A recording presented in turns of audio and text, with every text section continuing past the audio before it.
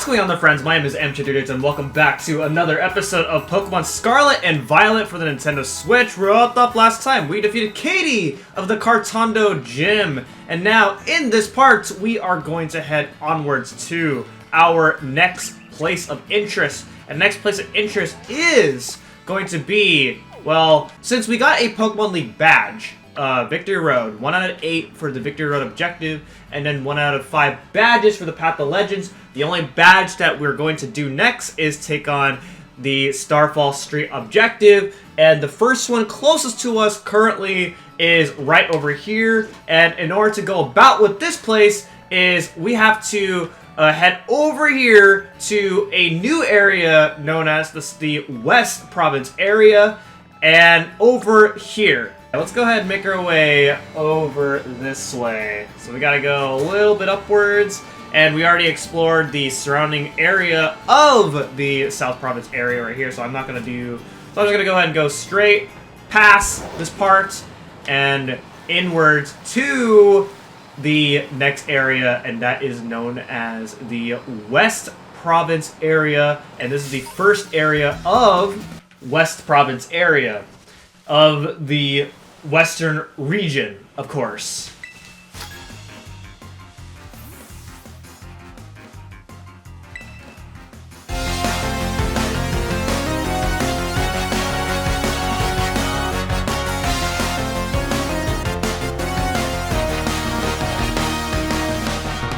Wow, what I said was a mouthful, but welcome to the West Province area.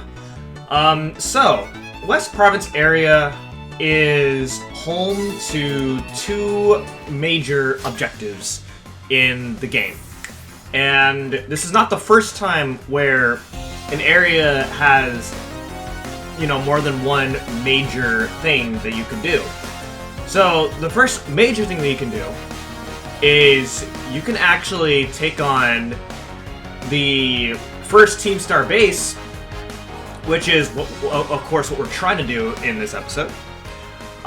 We have to go pretty deep into this route in order to actually make it there.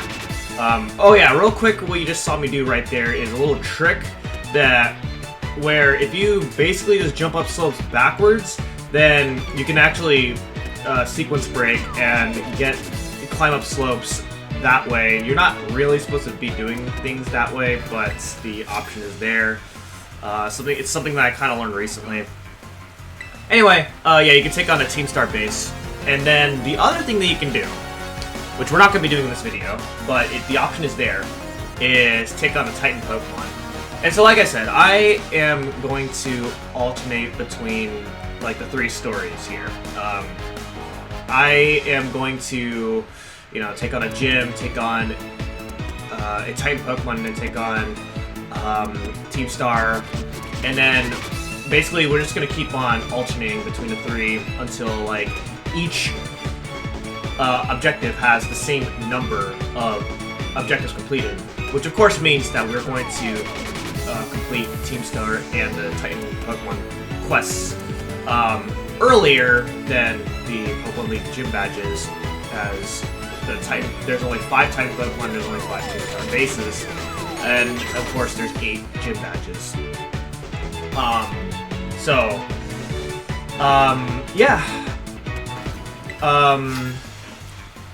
So in West Province Area 1, the new Pokemon that you can find, of course there's a lot of Pokemon, but the new Pokemon relevant to, like, Pokemon that I haven't went over yet are, you can find Capsakid, which is this really tiny grass-looking thing. I don't even know how to describe it. You can also find a Cyclizer, which is which is what Nimona was saying, like what Miraidon/Koraidon kind of looks like. Looks like a really odd-looking Cyclizer. But yeah, you can find a Cyclizer in this route, but you gotta go pretty deep into this route in order to actually find it. You can also find Floette, which is the evolved form of some Pokemon that I don't remember the name of. I haven't quite memorize the names of the Gen 9 Pokemon, and I anticipate it's going to be really hard. Usually, whenever I LP a new generation, at least this has been the case so far, I have a hard time memorizing the new Pokemon and also memorizing like exactly what they do. In fact, even at today, I still haven't memorized like the entire Gen 5 roster of Pokemon.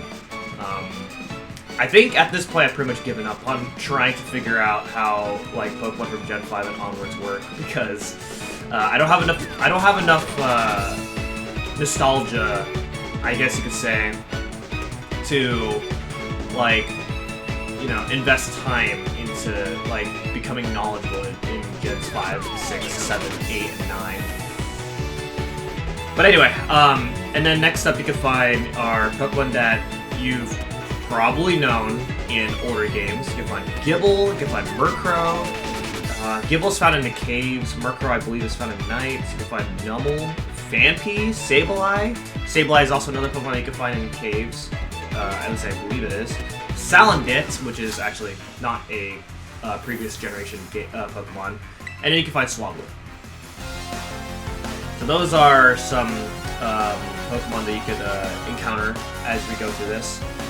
So, when we get to the halfway point, which I believe we are, I'm pretty sure. I haven't really been like paying attention as of right now, but yeah. So here's the Pokemon Center, which is kind of signifies that you are about midway through this route. Also, when you're near the Titan Pokemon's location, then Arven calls you here.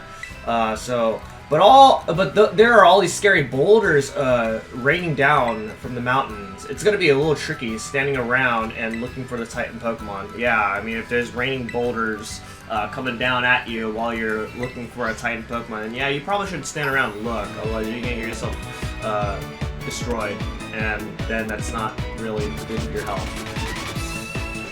But yeah, so basically, anytime you're near a Titan Pokemon, then Arven will basically just let you know like where a particular where exactly the Titan Pokemon is located. So he says, in this case, he says that like you're going to climb up a mountain that's like full of raining boulders, and you have to watch out for them. And, that basically just means that if you come around that area, then you're very close to a Titan Pokemon. So keep that in mind. And well, in this video, we're not going to take it on. Like, I will like show off the area of where it is, but we're not going to be taking it on in this video. There is nothing stopping me from even doing it, but I will be covering it in the next video. And there's a few picnickers that are picnicking with their Pokemon if you want to get some resources off of them, as well as healing up their Pokemon. You know, the Picnicker as well as the Pokemon Center, they're both like really close together. So that's like two healing spots like pretty much immediately, except the difference is that you can't fly to Picnickers, unfortunately. So this is a really large area, and I pretty much am saying that for basically every single part of the game. But right here, you can take a bit of a detour from the main path that we're supposed to go, and you could fight some trainers here along the way as well. So as we're approaching the midway of this place, there are these windmills, and some of these windmills or tower-looking things. I guess even like there's even a few like lighthouses, I guess. If you can even say those are lighthouses. I guess a lighthouse is like some like tower thing with a building right by it. So I guess what I'm talking about aren't really lighthouses. Real quick here, this sign will tell you that you're going to a different city, but we actually cannot go there. That's actually a dead end. Yeah, I guess you could say for the first time, we're actually running into a dead end in Scarlet and Violet, which is actually kind of surprising, you know, for an open-world Pokemon game. You would run into dead ends, but yeah, that means we need an ability for Rhydon in order to actually explore that cave. Otherwise, you're not going to get far. In fact, you're not ready. even if you have the ability to explore that place early, because the Pokemon in that cave are extremely high level, which lets you know that that is actually a late game area. Well, somewhat late game. So yeah. So this is actually a strong trainer. So we're going to go ahead and take this guy on. Strong trainers are actually really nice because, oh, look at this right here. Danielle the Tinkatink is actually evolving now at this level, which is awesome. And so Tinkatink will evolve into Tinkatuff, and Tinkatuff will actually have another evolution later on down the line. So this is actually going to be really exciting to see the evolution of this Pokemon. This Pokemon is actually really cute. I like this Pokemon.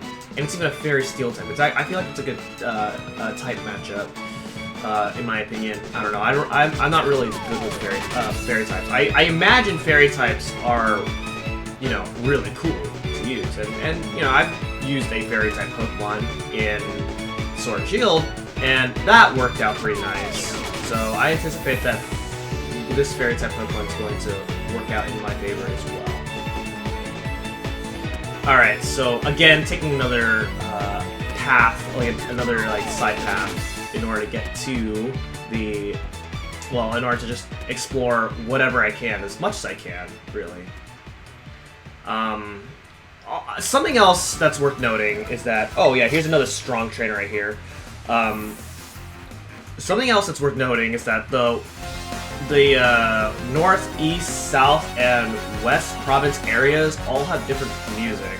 So right now you cannot hear the music because I'm playing other music to speed up the parts here because these areas are large, and I think speeding up allows me to cover more of the area as possible. That way I'm not dragging the LP longer than I need to. But yeah, the music's different. The music here in West Province area sounds a little bit more like on the western side of things. I mean, it is a West Province area, so I guess you would think the music sounds more western-like. And even the wild battle music, which I'm not going to be showing off here, but the wild battle music even has a different music to it, which is interesting. It's more like, it kind of makes the wild battle music try to be similar to the actual route music itself, which I think is actually a pretty nice touch. That you're gonna be hearing 4 different kinds of wild battle music as we explore all of these different areas here. So we're actually almost through this area. Well, and by almost I mean if you're just interested in going through this route and not being like me, who is trying to cover as much as I can here. But anyway, back to strong trainers, right? I think I was trying to talk about strong trainers, but I kind of got sidetracked by something else. But strong trainers are nice because from Gens 5 and onwards, the way EXP works is if you fight a Pokemon that is lower level than you, then you get less experience. And then if you fight a Pokemon that is higher level than your level, then you'll actually gain more experience, which is kind of a balancing thing in order to, you know, balance out. That way the game tries to make you around the same level as where the game wants you to be. And in fact, this game tries to make sure that you're around the same level as the Pokemon that you're fighting by having Pokemon have disobedience after a certain point in order to discourage you from using high-level Pokemon without having the right amount of badges. Which is kind of interesting, that the way they do that. I feel like, in my opinion, I like it better with how Sword and Shield handled their leveling, and that is that you cannot catch high-level Pokemon early in the game. I mean, that's just what I think, to be honest.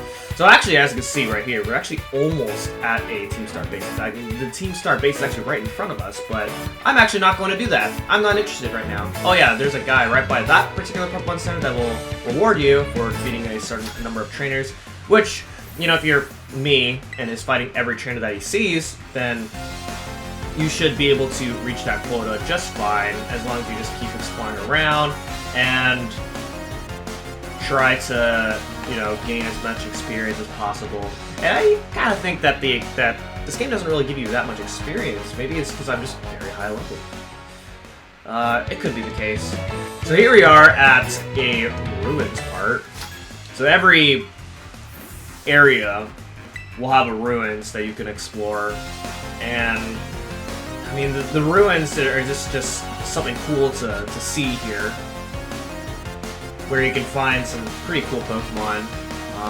In fact, you can actually find that particular Pokemon. I don't remember what it's called, but it makes a return from Sword and Shield. And I think that Pokemon is really cool looking, kind of ridiculous to catch. At least I remember it being ridiculous to catch when I tried to catch one back in Sword and Shield. But you can find some nice items. You can also find more Tinkatinks here, as well as Charcadets, actually. Yeah, so we're gonna go ahead and start riding around, get some items, while trying to avoid some Pokemon here, because I'm trying my best not to waste too much time on the recording and run into any more unnecessary Pokemon. There's actually one of the teachers in Mesa Goza, in the Uva/Naranja Academy, will actually reward you when you catch a certain number of Pokemon.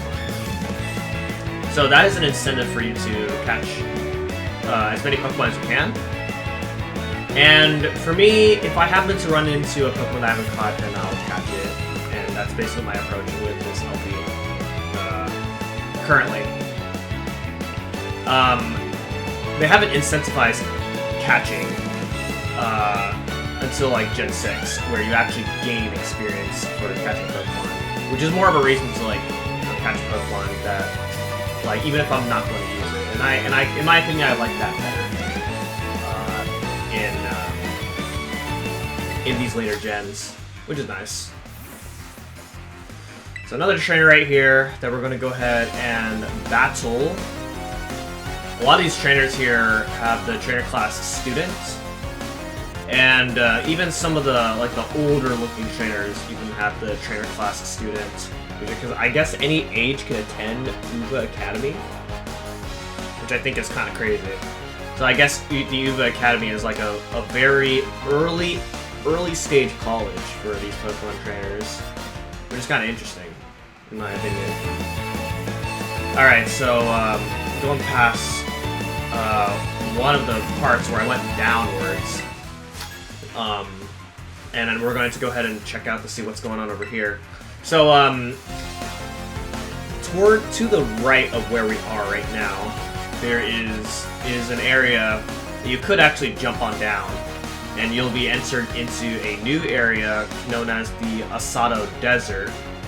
And we're not going to explore the Asado Desert because right now we're not really leveled enough to handle whatever lies in the Asado Desert. In fact, when I was in my practice file, I actually, exploring the Asado Desert early was kind of a mistake on my end. I managed to succeed in exploring the entirety of the Asado Desert at this point in my practice file, but I'm not going to be doing it here. There's a particular order that I'm trying to follow, and that whenever I get to the Asado Desert, then I'll be ready for whatever lies ahead in that place. So we're not going to go there right now. It'd be kind of a pain. So here we are in the lower part of the West Province area 1, and here it's just more exploring for trainers and items, as well as more Pokemon, more windmills. There's also some more terrestrialized Pokemon, as well as some Terra raids if you're interested in those. So yeah, at this point, I'm basically running out of things to say, and actually I'm not really. We're not going to be like exploring around for that much longer. So I guess for the next few minutes, as I have basically ran out of things to say, I will meet you guys back at when we go back to Team Star.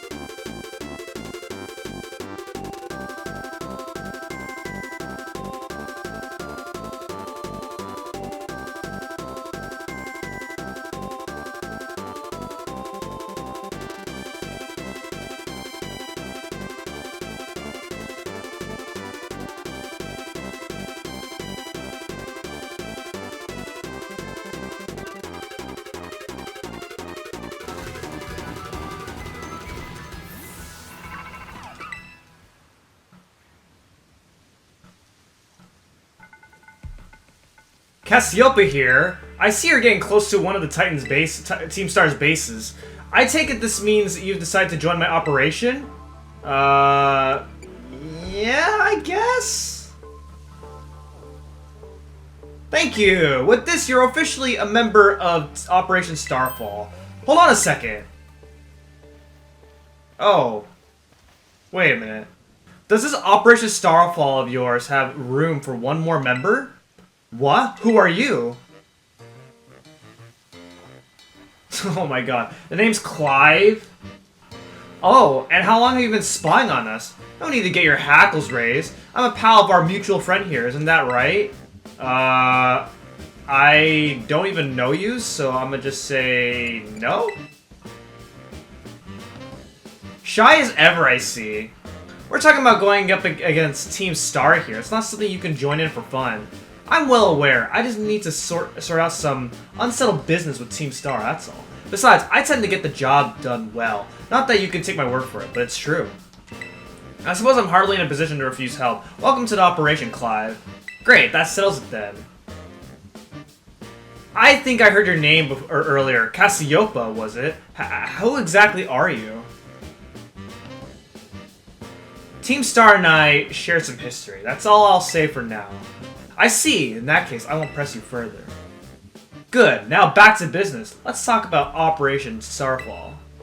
Yes. What would you have us do? Simply put, I want you to raid each one of the Team Star's bases. Then you'll defeat the bosses of the team and put an end to their rule. Put an end to their rule? You mean we need to oust these bosses from their roles somehow? That's right, Team Star is made up of 5 squads, and each one of these squads have their own base. You should be able to see the front gates of one of those bases now, in fact. Okay, so that's what they look like here. On the other side of those is the base proper, and somewhere within that base lies one of your targets, a squad boss. Okay, I'm starting to get the idea. Well, that's just the outline. The key to the whole operation is the code that the team has to follow. If someone challenges one of the squad bosses to a battle, they have no choice but to accept. And what's more, if they just so happen to lose that battle, they must forfeit their role as boss together. I went ahead and issued challenges to each base under your name. They're basically declarations of war. Now, all the Team Star knows that we're looking for a fight. So let's say we defeat all the bosses and they step down from their roles. What happens next? The rest of the team crumbles with no one left to lead them. That's what happens. It's a solid plan, but not without wrinkles. Each base has a bunch of Pokemon inside to fend off intruders, and the bases themselves are a considerable size. Your garden variety trainer would be overrun long before they get anywhere near the boss. That's why your skills are essential as operation. Defeat the Pokemon inside the base and drag the boss out from where they're hiding. First things first though, you'll need to deal with any grunts that might be guarding the front gates. And what will you be doing in the meantime? Like I said before, I have a history Team Star. That means I can't operate out in the open. I'll back you up from afar. Okay? How are you gonna do that, though? This is very sus. I don't know who this person is, and they're gonna help us, but not, like, directly. They're helping us indirectly, and in my opinion, it's kind of sus. I'll be in touch again when the plan advances to the next stage. Good hunting out there. I look familiar, or... wait, Clavel? Clavel? I think you're... Isn't Clavel the old guy, though? I'll just say you look familiar. I have no idea what you mean, but if anyone asks you about me, remember this. I'm Clive, a normal academy student just like you. Nothing more, nothing less. Okay.